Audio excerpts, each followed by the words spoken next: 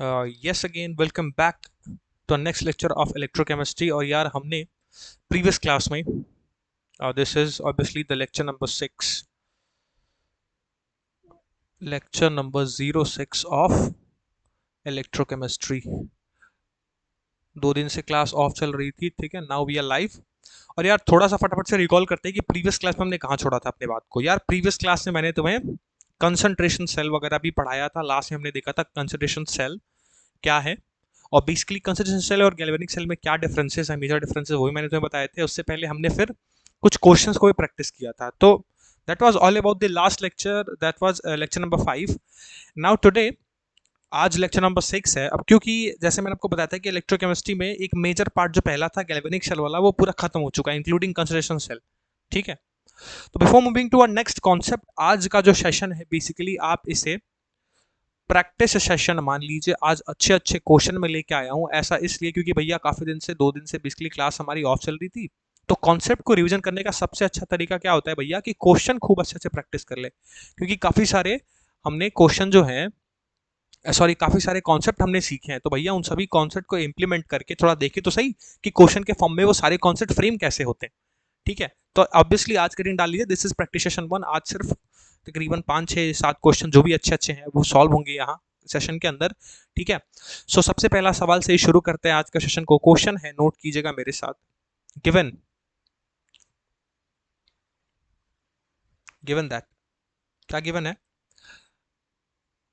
PT यानी platinum comma H2 जो है जिसका प्रेशर दिया हुआ है हमें. H2 एज अ गैस है, जिस गैस का प्रेशर हमें दिया हुआ है दैट इज 10 atm. सिंपली कहूँ तो सेल रिप्रेजेंटेशन दिया हुआ है स्लैश HCl जिसका pH दिया हुआ है that is equals to 2 slash H2 जो अगेन दिया हुआ है 2 atm.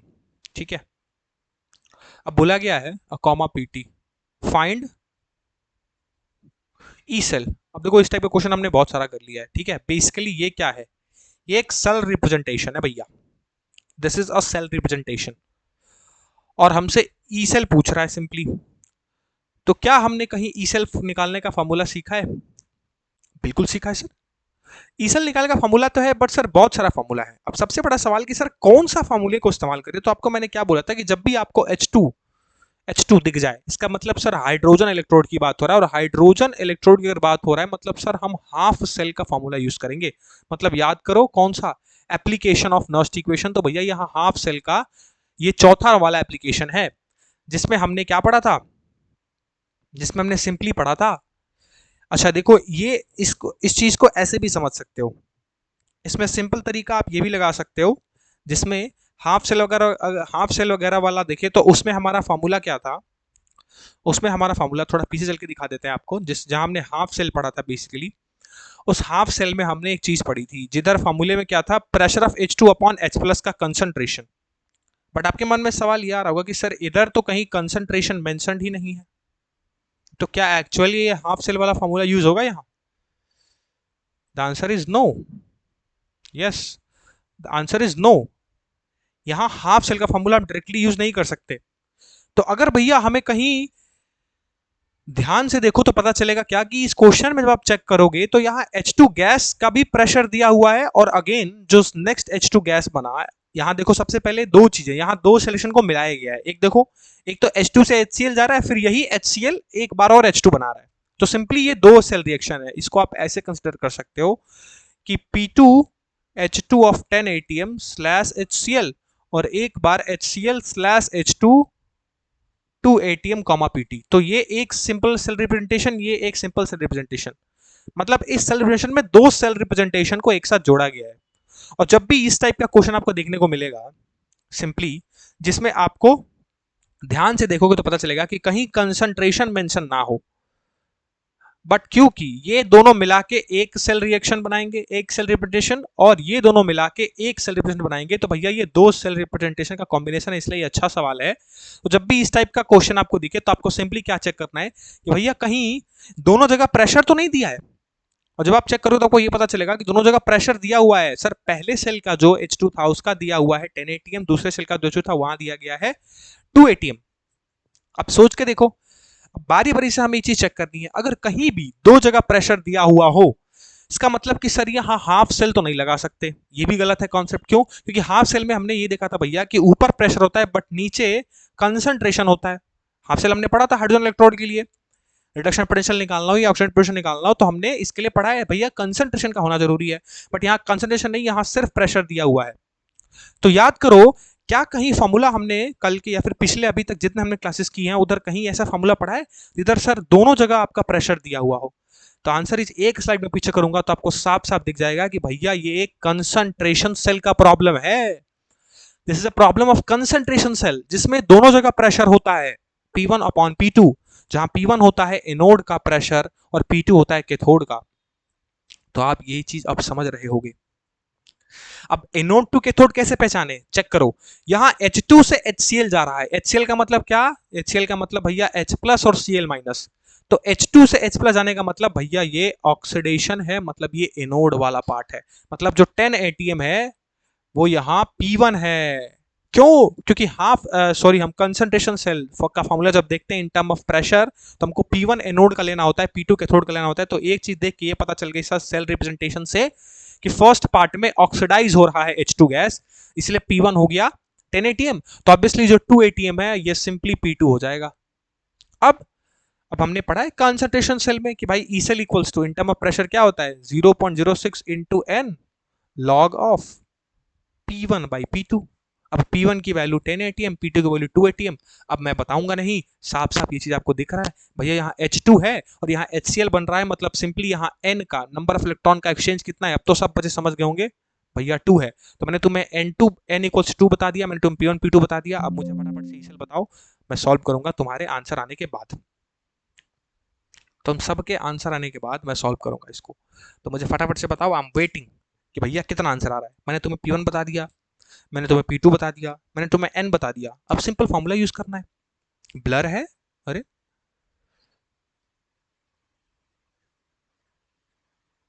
अभी भी ब्लर है क्या? अब चेक करना जरा, अब ठीक दिख रहा है, अब क्लियर दिख रहा है। 0.01, अच्छा फैसल का 0.01, अब क्लियर दिख रहा है सबको? अब तो क्लियर दिख रहा होगा। अरे अरे ये क्या हो रहा है, फ्लक्चुएट क्यों? अभी दिख रहा है सबको? दिख रहा है? बताओ फटाफट से, जल्दी बताना। दिख रहा है सबको?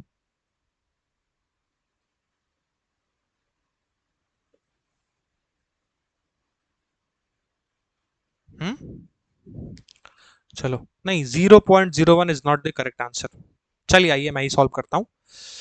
देखो सिंपल है यार, मैं तुम्हें P1 P2 बता दिया, आप ईसेल तो निकाल ही सकते हो, बस मैं तुम्हें पहचानना सिखा रहा था। अब देखो 0.06 divided by 2 and that will be log of 10 by 2 log of 5।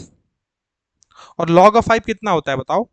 अरे भैया लॉग 5 होता है आपका 0.69, जिसको आप 0.7 भी मान सकते हो। 69 होता है, 0.7 मान लो, लॉग 5 0.7 होती है। अब 0.03 इंटू 0.7 भैया दिस विल बी 0.021 वोल्ट। तो simply this is your answer. बताओ कितना ही सिंपल था, बस इनमें पहचानना था आपको कि भैया ये हाफ सेल है या कंसंट्रेशन सेल है। भैया दोनों जगह प्रेशर दिख गया, मतलब कंसंट्रेशन सेल है, सिंपल। क्लियर है फैसल? 0.021 क्लियर है? बताओ, समझ आया बच्चा?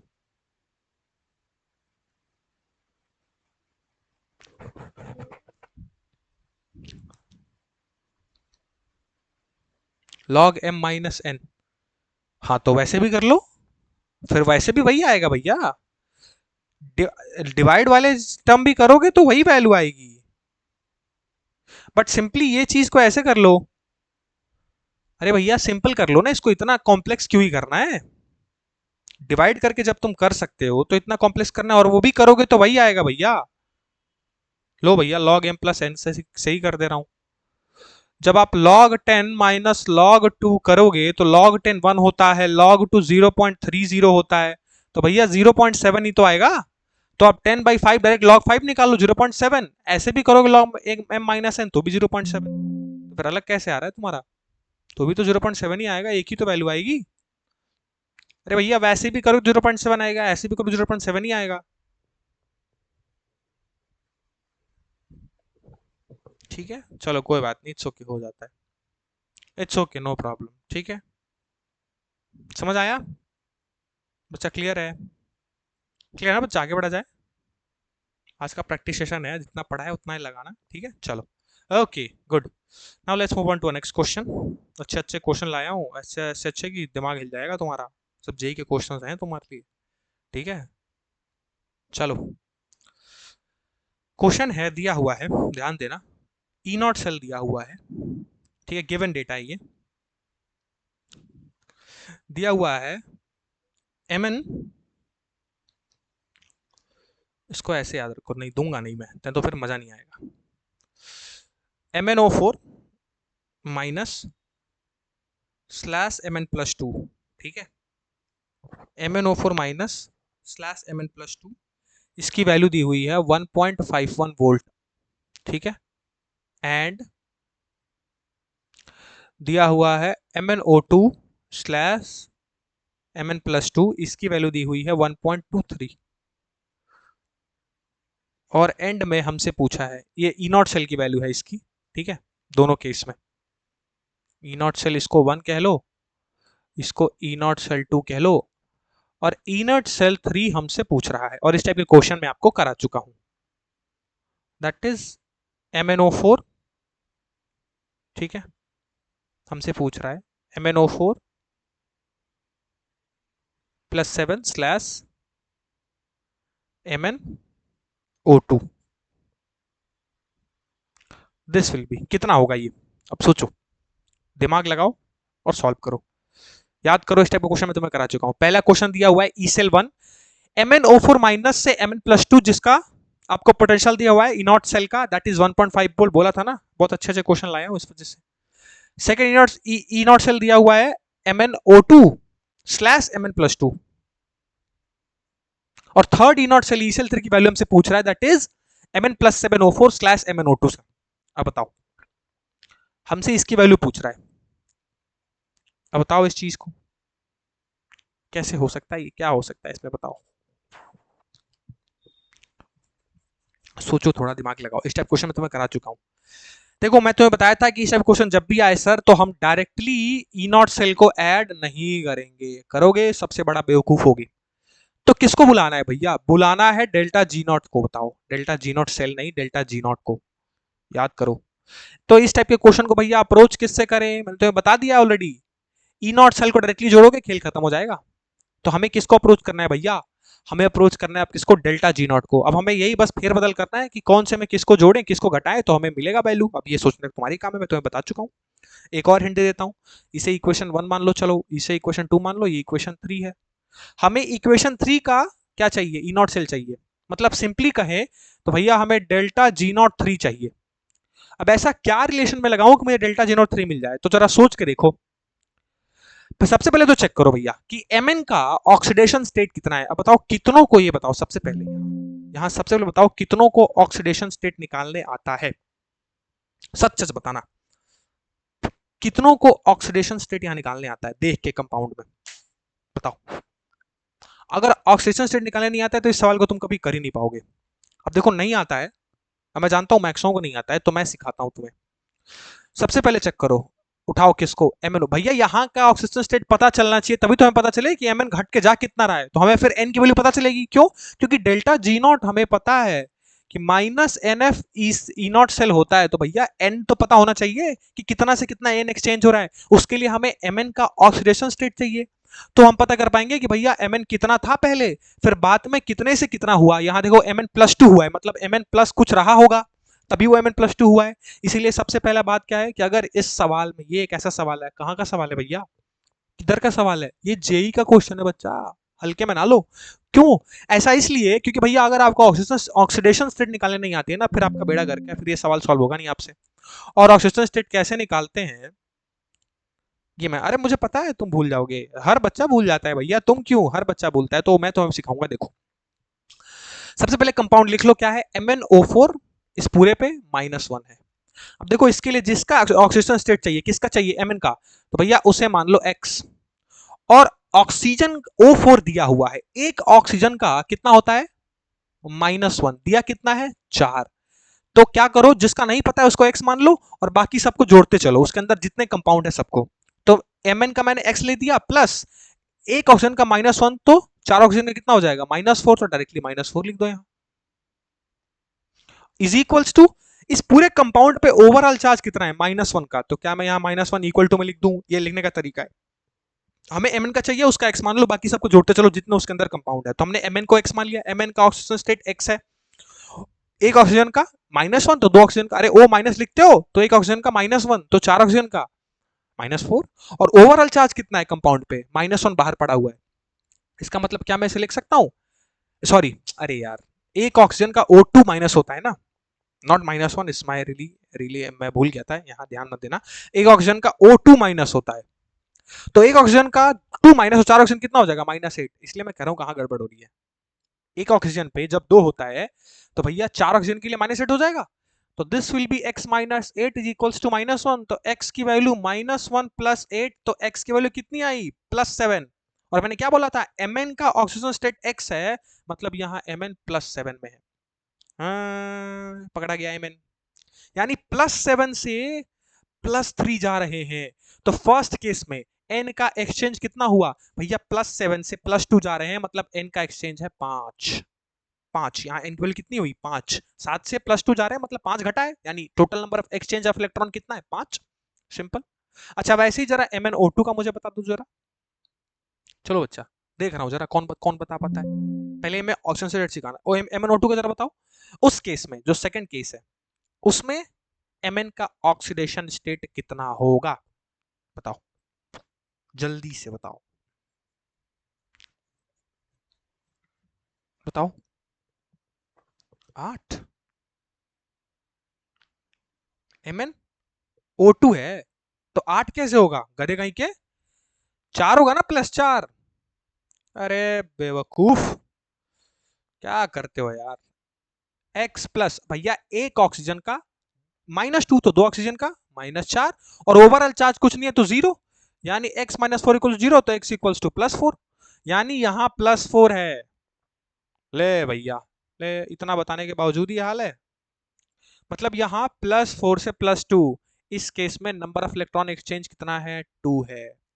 और यहां चेक करो, यहां पहले से Mn का तो दे दिया बट राइट साइड नहीं बताया, तो साफ साफ दिख रहा है भैया MnO2 है, तो MnO2 का यहाँ Mn+4, मतलब यहाँ 7 से 4, मतलब इस केस में जो n का वैल्यू है वो 3 है। तो सबसे पहली चीज सर हमने n कैलकुलेट कर ली,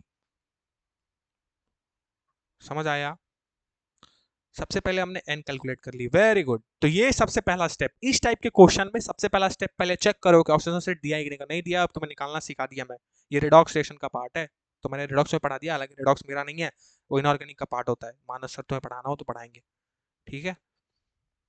समझ आया कि नहीं, पहले बताओ, समझ आया कि कैसे ऑक्सीजन स्टेट पहले लिखते हैं। तो सबसे पहला काम क्या हमने किया, इसलिए मैं क्वेश्चन लेके आया हूँ जानबूझ के, तो सबसे पहला काम क्या करेंगे भैया, ऑक्सीजन स्टेट पहले मार्क कर लो। अब देखो हमें ये तो पता चल गया, बट हमें चाहिए क्या सर, हमें Mn+7 से +4 वाला चाहिए, और इसमें कहीं भी +7 से +4 वाला नहीं है, तो क्या करें भैया, सोचो क्या करें, क्या ऐसा हो सकता है, क्या कर सकते हैं। तो आपको साफ साफ दिख रहा होगा कि सर अगर इक्वेशन 1 में से इक्वेशन 2 को माइनस करें, तो ये देखो Mn+2 सेम है, तो ये दोनों कट जाएंगे और हमें फिर Mn+7 से +4 वाला मिल जाएगा। ध्यान देखो, ध्यान से दो, साफ साफ दिख रहा है, यहाँ रिलेशन दिख रहा है एक थे, कि अगर मैं भैया इक्वेशन 1 और इक्वेशन 2 इन दोनों को माइनस कर दूं, तो मैं आपको बताया था कि जो सेम सेम होते हैं वो कट जाएंगे, तो ये सेम सेम कट जाएगा और Mn+7 से +4 वाला मिल जाएगा, और हमें +7 से +4 ही चाहिए, मतलब एक रिलेशन हमने स्टैब्लिश कर ली कि इक्वेशन 3 का अगर हमें ई नॉट सेल चाहिए, तो हम इक्वेशन 1 में से अगर इक्वेशन 2 को माइनस कर दे तो इक्वेशन 3 मिल जाएगा। इसका मतलब सिंपल रिलेशन बना, delta G naught 3 is equals to delta G naught 1 minus delta G naught 2। अब निकाल सकते हो, इस केस में n की वैल्यू कितनी है, तो भैया आखिरी केस में n की वैल्यू 3 है। अच्छा डेल्टा G1 यानी फर्स्ट केस में n की वैल्यू कितनी है, तो भैया n की वैल्यू 5 है, और सेकंड केस में डेल्टा G2 मतलब ई नॉट सेल 2 के लिए n की वैल्यू कितनी है 2 है। हमको पता है कि डेल्टा G नॉट क्या होता है, -NF ई नॉट सेल, अब तो मेरे बच्चे निकाल ही लेंगे। तो डेल्टा G3 को मैं लिख सकता हूं minus N3 F E naught cell of 3 equals to minus of N1 F E naught cell of 1 plus, अच्छा प्लस तो है बीच में बट फिर माइनस लगाने से क्या हो जाएगा, तो इसको ऐसे सोच लो कि मैंने ओवरऑल माइनस यहां से कॉमन ले लिया है, बट चलो ठीक है डायरेक्टली कर देता हूं, नहीं तो कंफ्यूज हो जाओगे। देखो बीच में माइनस है और ऑलरेडी ये ध्यान देना, ऑलरेडी इस जब दो इक्वेशन को माइनस कर रहे हैं और माइनस माइनस फिर जो क्या हो जाएगा डायरेक्टली प्लस बना देंगे, तो this will be N2 F E naught cell of 2। अब क्या करना है भैया, सोचो। अब आपको साफ साफ दिख रहा है कि वैल्यू बस आपको पुट करनी है और कुछ करना नहीं है, हमको डायरेक्टली ई नॉट सेल चाहिए, हमें ई नॉट सेल ऑफ 3 चाहिए। अब सोचो अगर मैं इसमें से माइनस कॉमन ले लूं बाहर, तो ये अंदर वाला क्या हो जाएगा, प्लस से माइनस हो जाएगा और माइनस से बाहर कट जाएगा, इसका मतलब N3 और F भी कट जाएगा पूरी जगह। तो मैं लिख सकता हूं E cell of 3 equals to N1 E cell of 1 minus N2 E cell of 2।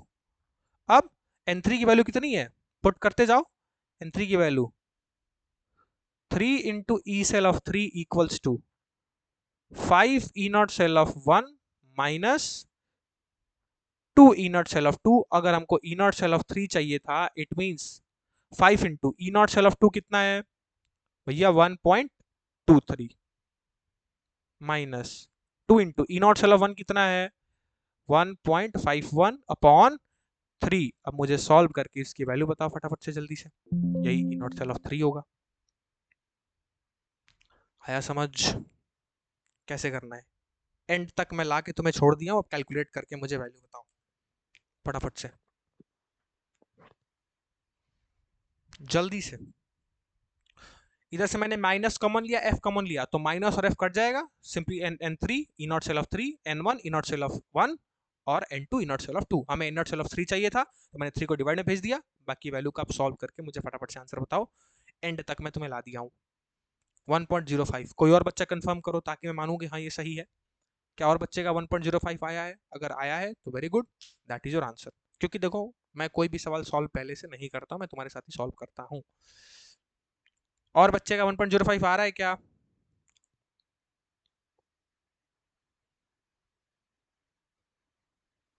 तो ये क्वेश्चन लेने का क्या मकसद था मेरा, ये क्वेश्चन लेने का मकसद था कि भैया अगर ऑक्सीडेशन स्टेट नहीं पता हो तो एटलीस्ट वो भी हम सीख जाएं, वो भी हम निकाल पाए फटाफट से। इस टाइप के क्वेश्चन रिपीटेडली आते हैं। बोलो यार और किसी का आंसर आ रहा है, हम्म बोलो बोलो जल्दी।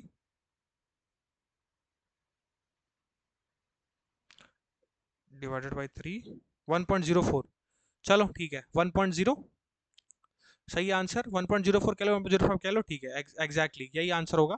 सही है आंसर, मैंने फटाफट से कंफर्म कर लिया इस चीज को कैलकुलेटर से सॉल्व करके, 1.05 volt is the right answer. अब बताओ फटाफट से क्या सबको समझ आया, क्या सबको जो मैंने कॉन्सेप्ट दिया वो समझ आया। चलो चलो बहुत बढ़िया। अब इसी पे बेस्ड एक और सवाल है और बहुत ही मजेदार सवाल है, ठीक है। जेई मेन 2019 में पूछा गया क्वेश्चन, बहुत बढ़िया क्वेश्चन, एकदम यही अप्रोच, ये क्वेश्चन मैं बताऊंगा नहीं, ये तुम लोग सॉल्व करोगे। Calculate the standard E cell, ठीक है, of the cell in which following reactions in which following reaction takes place। ध्यान से समझिएगा, रिएक्शन दिया हुआ है Fe2 plus aqueous plus Ag plus aqueous gives you Fe3 plus aqueous plus Ag solid, given that, बहुत मजेदार सवाल था ये, E not cell of Ag plus से Ag ये दिया हुआ है x volt, E not cell दिया हुआ है Fe+2 से Fe ये दिया हुआ है y वोल्ट और ई नॉट सेल दिया हुआ है Fe+3 से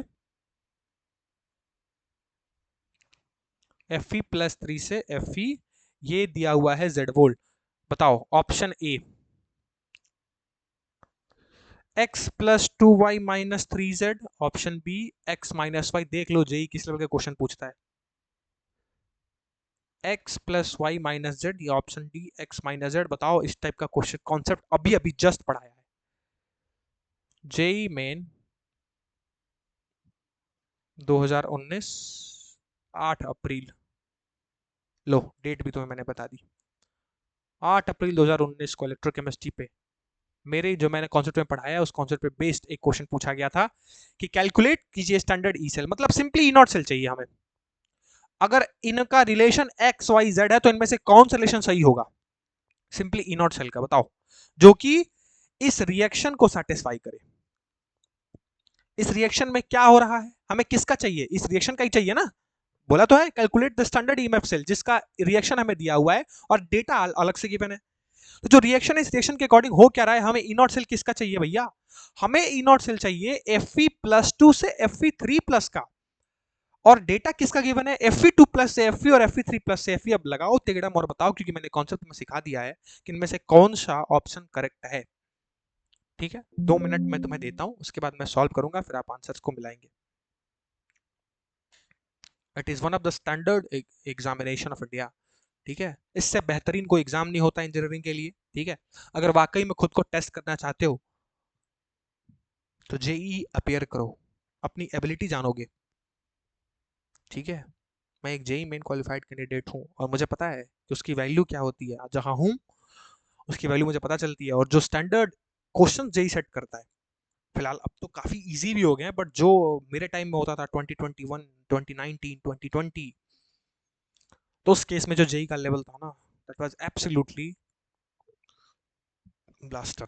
और इस टाइप के क्वेश्चन वहाँ जनरली पूछा जाता है जहाँ दिमाग की टेस्टिंग होती है आपकी। आपने जो कॉन्सेप्ट पढ़ा वो तो ठीक है, बट आप उसे इंप्लीमेंट कैसे करते हो। ठीक है, तो I am waiting for your answers. Questions आपके सामने हैं, ठीक इसीलिए तगड़े तगड़े क्वेश्चन लेके आया हूँ। बोलोगे लो जो एडवांस के भी क्वेश्चन करा दूंगा तुम्हें।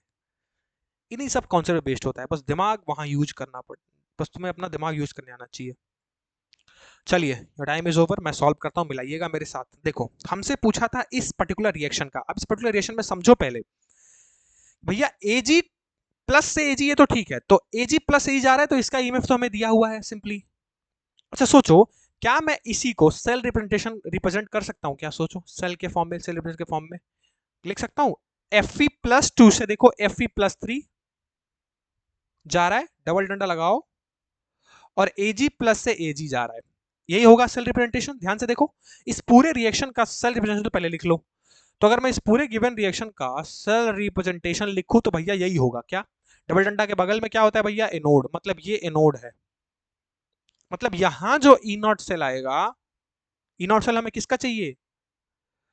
देखो इस जगह जो ई नॉट सेल आएगा ये सिंपली किसका आएगा? एनोड का आएगा, मतलब एनोड पोटेंशियल आएगा। और राइट साइड होता है कैथोड। मतलब ये जो ई नॉट सेल है भैया, ये कैथोड का है। अब देखो सवाल में उसने डायरेक्टली ये तो दे दिया, क्या दे दिया? अच्छा, ई नॉट सेल निकालने का फॉर्मूला सबको पता है कि नहीं? याद आ रहा है पहला फॉर्मूला?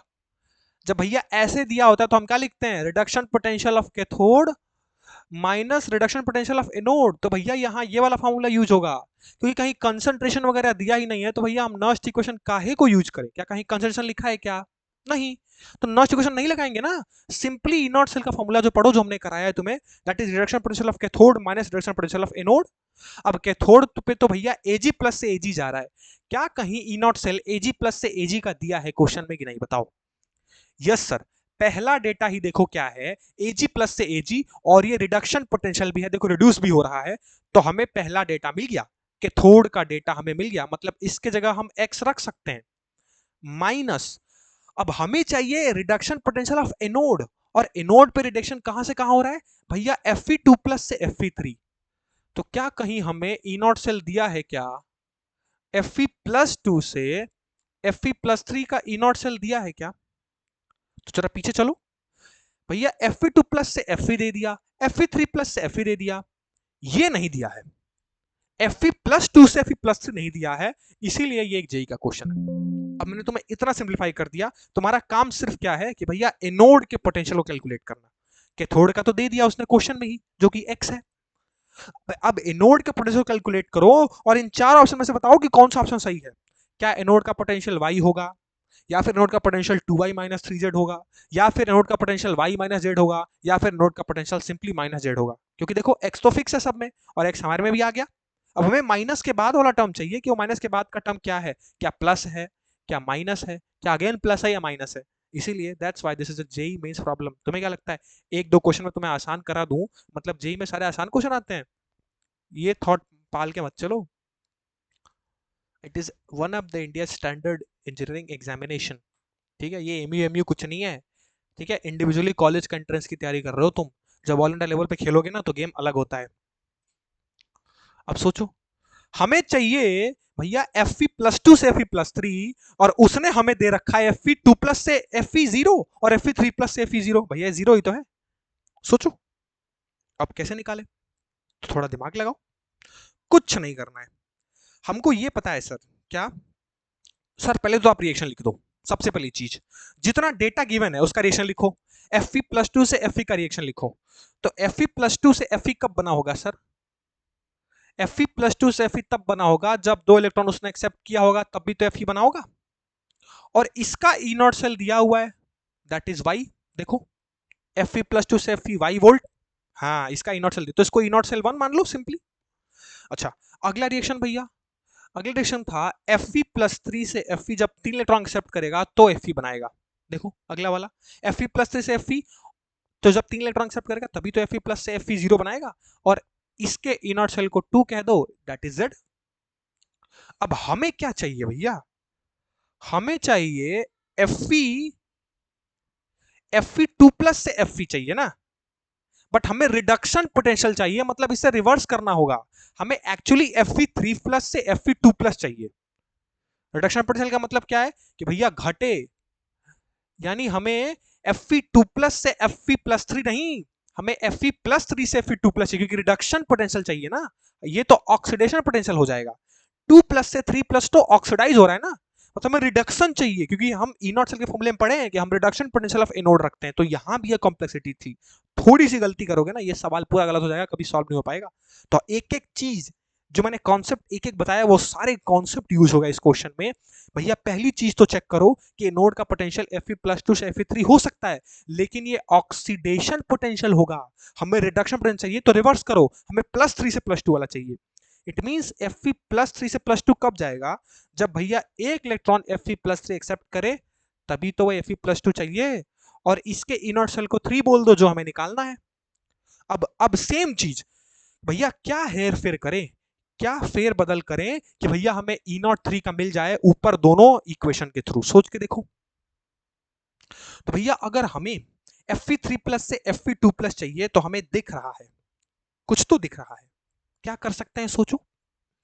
अच्छा सोचो, अगर मैं इसको इक्वेशन 1 मान लूं, इसको इक्वेशन 2 मान लूं और इसको इक्वेशन 3 मान लूं, अगर हमें इक्वेशन 3 चाहिए तो इक्वेशन 3 कैसे मिल पाएगा? सोचो भैया, इक्वेशन 3 में राइट साइड Fe2 है और इक्वेशन 1 में लेफ्ट साइड Fe2 है। क्या मैं इक्वेशन 1 को रिवर्स करके इक्वेशन 2 में जोड़ दूं? सोचो, जैसे ही आप इक्वेशन 1 को रिवर्स करोगे तो ये Fe इधर आ जाएगा और Fe2+ राइट साइड चले जाएगा और ये Fe इधर आ जाएगा। मतलब फर्स्ट इक्वेशन को रिवर्स करो और सेकंड में जोड़ो, तुम्हें थर्ड मिल जाएगा। करके देख लेना, तो मैं डायरेक्टली लिख रहा हूं। थर्ड इक्वेशन चाहिए तो इसके लिए हमें क्या करना पड़ेगा भैया? फर्स्ट इक्वेशन को रिवर्स करो, मतलब माइनस से मल्टीप्लाई। रिवर्स का मतलब क्या है? आगे माइनस आ जाएगा, उल्टा करना है। प्लस सेकंड इक्वेशन में जोड़ दो, खेल खत्म। मतलब डायरेक्टली ई नॉट सेल को नहीं जोड़ सकते तो डेल्टा जी को जोड़ना पड़ेगा। अगेन वही कॉन्सेप्ट, सब मैं तुम्हें बताया हूं, सब पढ़ा चुका हूं। तो मैं लिख सकता हूं कि delta G03 is equals to minus of delta G11 plus delta G02। कर सकता हूं? अरे बोलो ना। बिल्कुल, हमको फॉर्मूला पता है।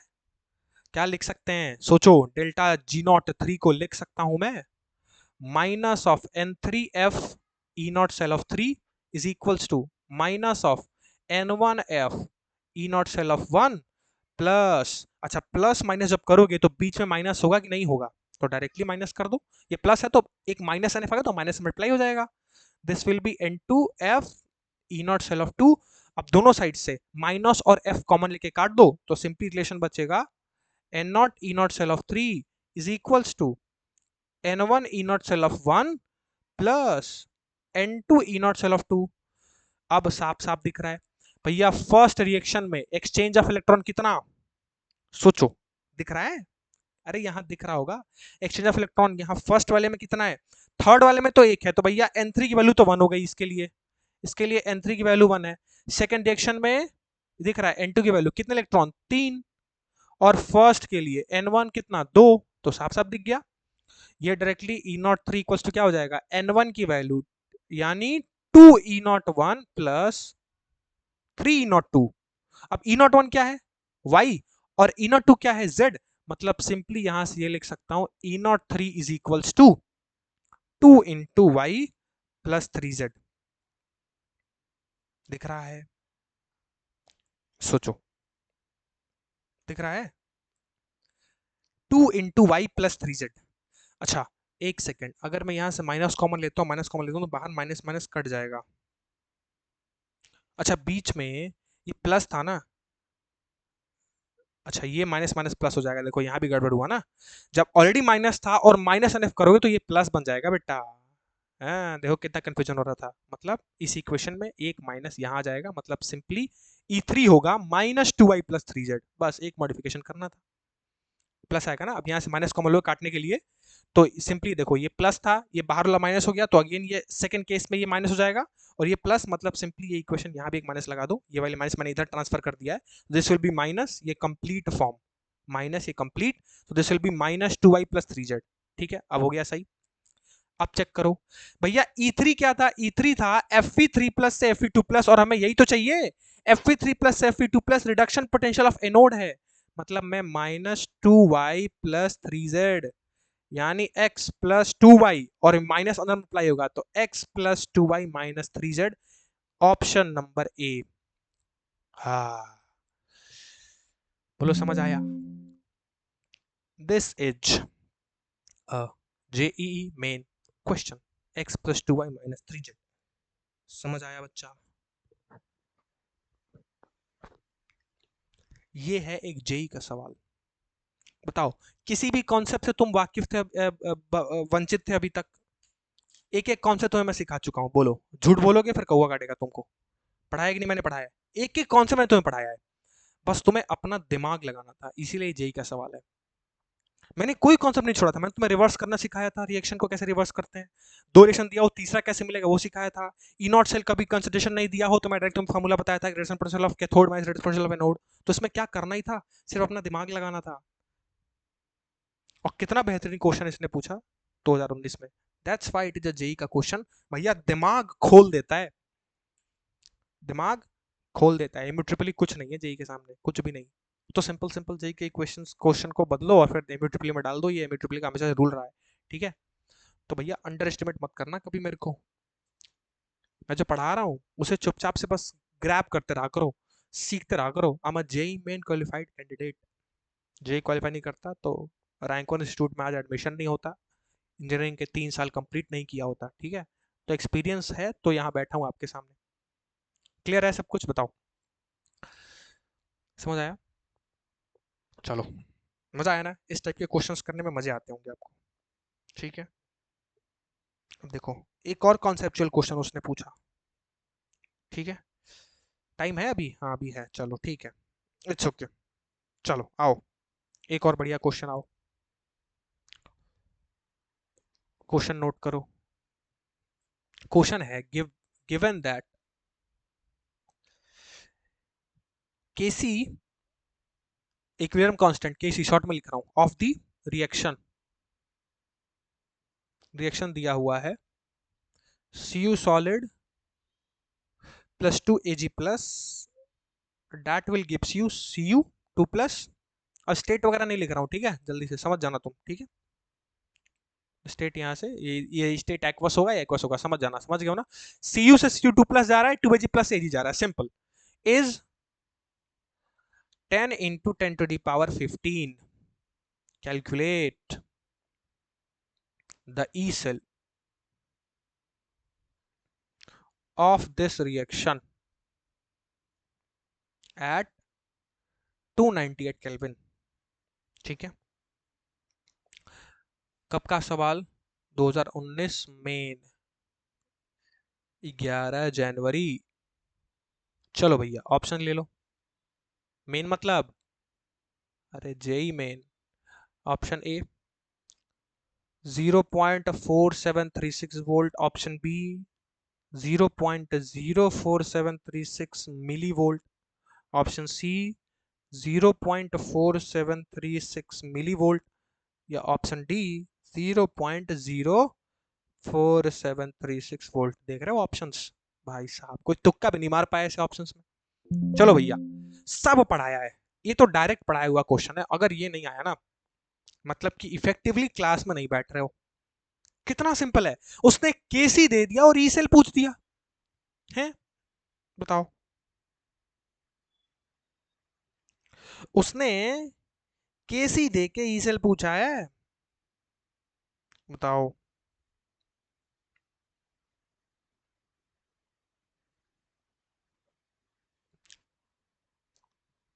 ये थोड़ा एक टाइपिंग मिस्टेक यहाँ मेरे से हो गया, ये भी नोट करना। ये ई नॉट सेल है, naught E cell. This is E not cell. E not cell है ना, ये रहा, ये छूट गया था। ठीक है, this is E not cell. उसने केसी दिया, तुमसे ई नॉट सेल पूछा। बताओ कितना ही सिंपल क्वेश्चन है ये। हम्म, बताओ फटाफट से। सिंपल, बहुत आसान है ये। ये नहीं आया ना बच्चा, फिर तो गड़बड़ है। मैंने डायरेक्टली क्वेश्चन सॉल्व कराया है।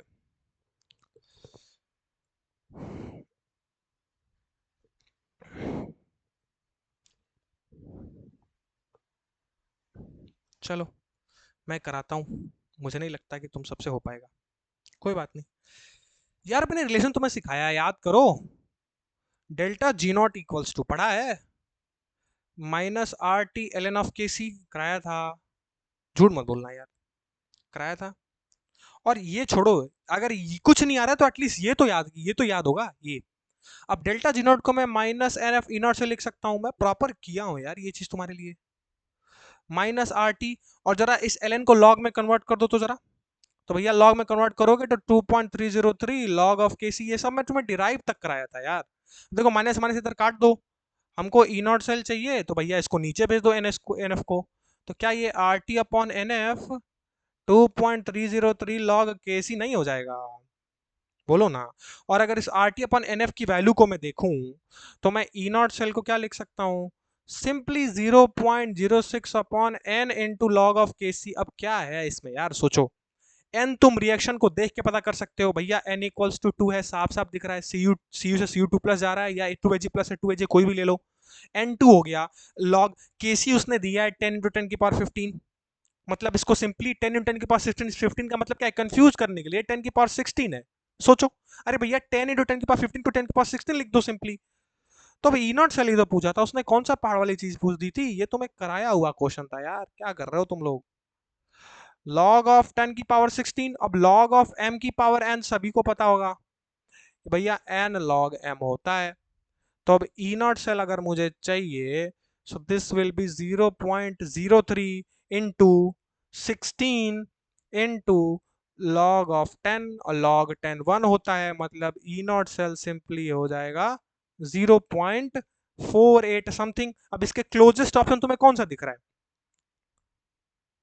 0.48 समथिंग आएगा। अब इसका क्लोजेस्ट भैया एक ही दिख रहा है, देखो 0.47 को मैं ऑलमोस्ट ऑलमोस्ट 0.48 क्लोजेस्ट लिख सकता हूं। तो ऑप्शन नंबर ए सिंपल है, क्लोजेस्ट ऑप्शन मैच करो, मारो। क्या था यार इस क्वेश्चन में? हाँ, 3 लाइन में सोल्यूशन निकल गया, फिर भी इतना समय लगा तुम लोग को।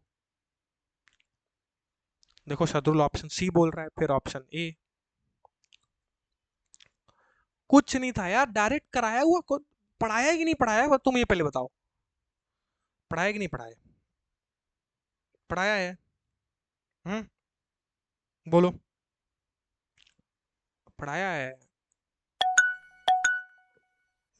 तो यार, वही तो। चलो, टाइम है, एक क्वेश्चन और कर सकते हैं, ये भी बढ़िया क्वेश्चन है। चलो भैया, नोट करो ये भी क्वेश्चन। मजेदार मजेदार सवाल है ये सब, मैं सब पढ़ा चुका हूँ तुम लोगों को यार, पढ़ाने पे तो एटलीस्ट शक ना करो। एटलीस्ट जो पढ़ाया है वो तो कर लो।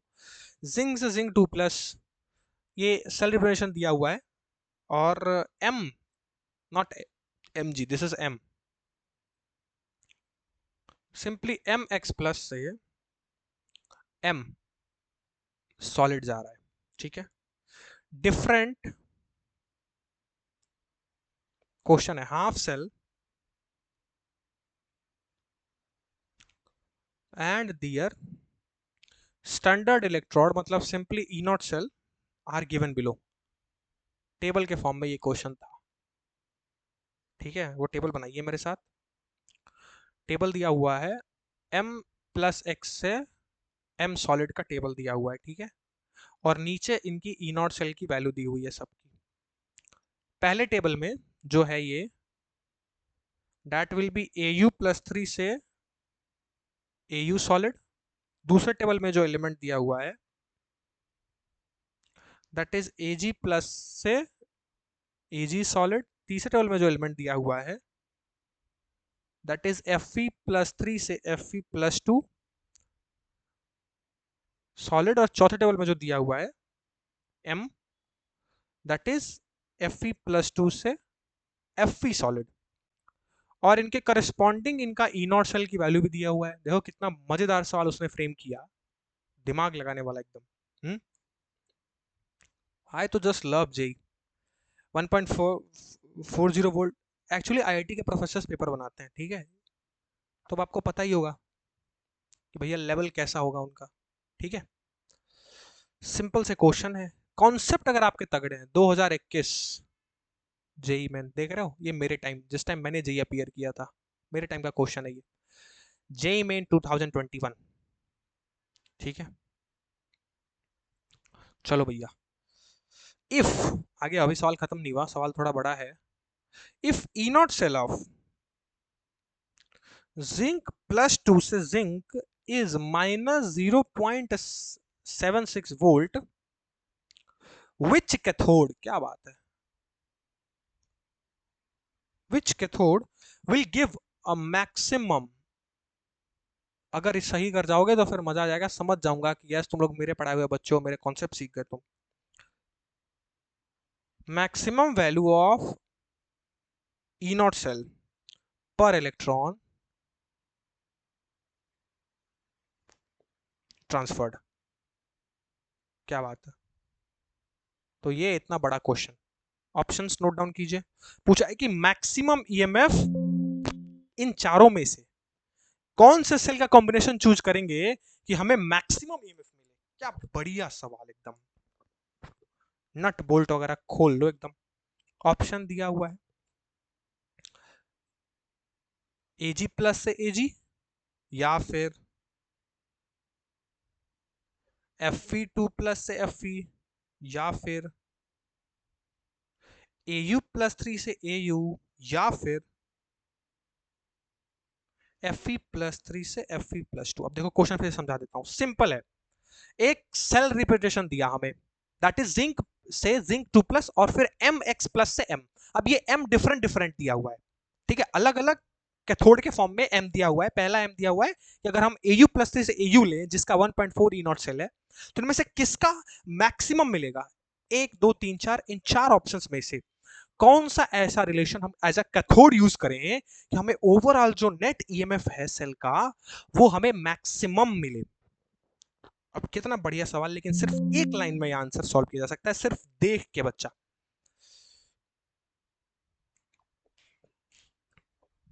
अब मैं तुम सबके रिस्पॉन्स का वेट कर रहा हूं, मैं देखता हूं कि आंसर आता है कि नहीं। 2 मिनट है तुम्हारे पास, 2 मिनट मैंने बहुत ज्यादा ही तुम्हें दे दिया। ये 2 मिनट का भी सवाल नहीं है। अगर मेरे कॉन्सेप्ट को तगड़े तरीके से पकड़े हो तो आराम से सॉल्व हो जाएगा, एकदम आराम से। देख के तुम आंसर्स बता सकते हो।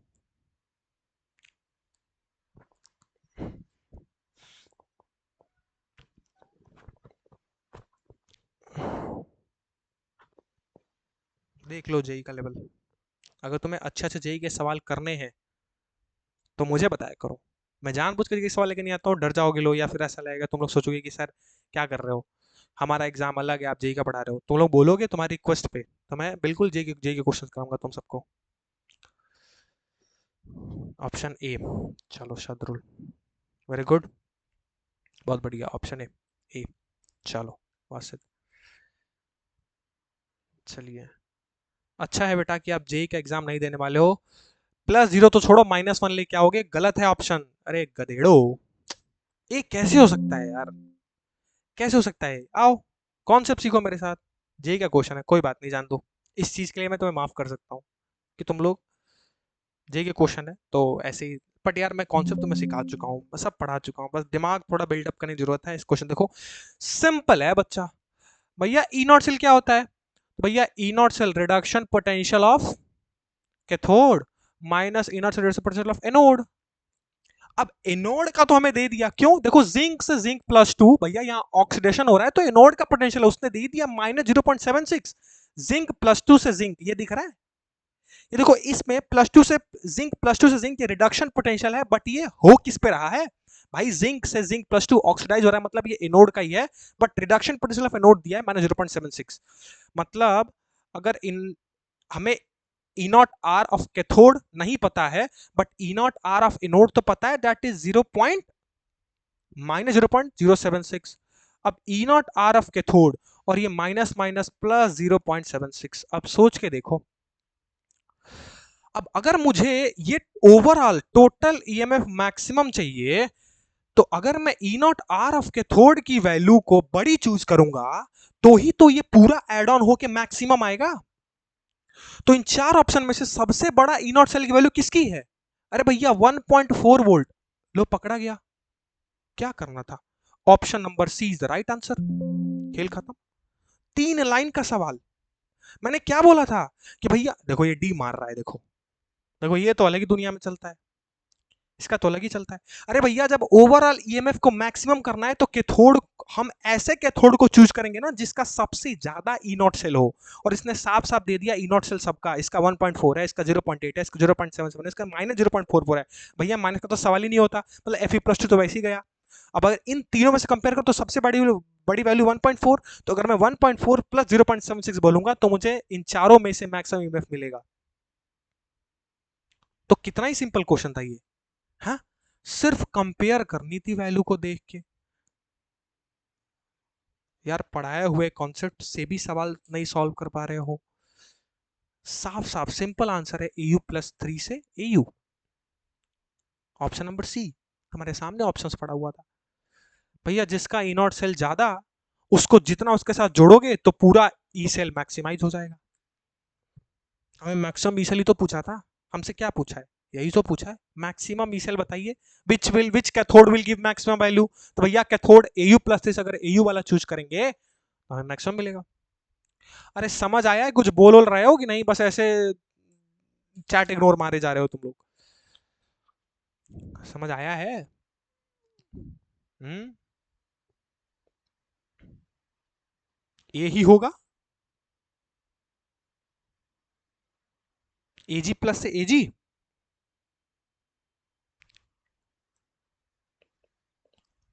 AG+ से AG कैसे? ए कैसे होगा जरा बताना, जरा बताना ए कैसे होगा। लाओ, लाओ भैया, हर केस में कैलकुलेट कर देता हूं। 1.4 प्लस 0.76, ऐड करो जरा। 1.4 प्लस 0.76 प्लस 0.76, टोटल आई 2.16। चलो चलो, क्या करे थे? ए, एजी प्लस एजी 0.80 प्लस 0.76, 0.80 प्लस 0.76, 1.56। अब बताओ थर्ड केस, चलो कैलकुलेट कर लो तुम्हारे लिए। Fe3 प्लस से Fe 0.77, 0.77 प्लस 0.76, 0.77 प्लस 0.76, 1.53। और चलो तुम्हारे कहने से आखिरी भी कैलकुलेट कर लेता हूं, that is minus of 0.44 plus 0.76 minus of 0.44 plus 0.76 0.32। क्या बोला है? Which cathode will give a maximum value of E not cell. अब बताओ, गिनती आती है, मैथ आता है, इन चारों में से बड़ी वैल्यू किसकी है? 2.16। किसके लिए थी? 1.4। कौन था? AU प्लस 3 से AU, तो ऑप्शन सी ही तो होगा। हम्म हम्म जो मैं बता रहा हूं वो सुन नहीं रहे हो, अब मेरे से बहस कर रहे हो कि सर ए ही होगा। कैसे ए होगा? कैसे ए होगा? हम्म मैं इधर बेवकूफ तो बैठा नहीं हूं तुम्हें कि मैं बार बार तुमसे बोल रहा था कि AU प्लस 3 से AU वाला मैक्स होगा, करके देखो। ऐड ऐड करने आता है कि वो भी नहीं आता है? हम्म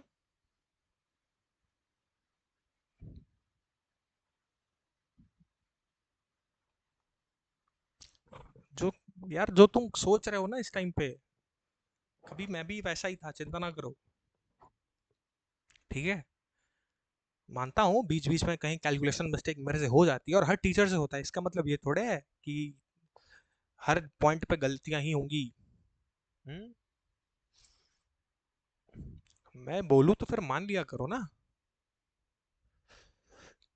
जब मैंने तुमसे बोला कि भैया सबसे ज्यादा मैक्सिमम AU प्लस 3 से AU में ही मिलेगा, क्योंकि 0.76 हमें ऐड ऑन करना है, अब सारी वैल्यू छोटी है,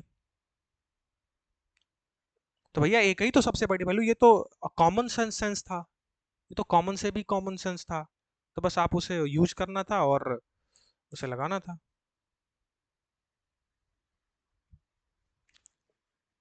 फिर ये ए ही है का क्या मतलब है? मैंने तुम्हें बोला ना कि भैया ए नहीं होगा, ए ऑप्शन नहीं है, ए रॉन्ग है, ए गलत है। मैं तुमसे साफ साफ बोले जा रहा हूँ कि भैया सी है, सी है, सी है, AU प्लस 3 से AU, ए प्लस 3 से AU। अब चार बार वैल्यू में पुट करूं, फिर इससे समय की बर्बादी हो, इससे क्या मतलब है? जो मैंने डायरेक्टली बोला वो चीज को याद रख लूं। गलत होता तो मैं वापस से तुम लोग का कमेंट देख के खुद रिव्यू करता हूँ कि भैया कहीं मुझसे एरर तो नहीं हो गया, फिर मैं वापस रीचेक करता हूँ। बट ये तो भाई, इसमें कैलकुलेट करने की जरूरत ही नहीं थी, इसमें चारों वैल्यू को बस कंपेयर करना था और देख लेना था कि भैया जिसकी सबसे ज्यादा वैल्यू उसके साथ 0.76 एड ऑन होगा वो सबसे ज्यादा होगा।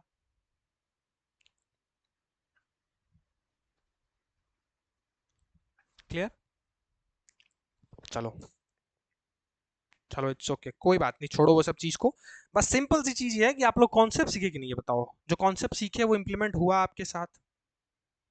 ठीक है, हुआ ना? इम्प्लीमेंट किया आपने? चलो ठीक है।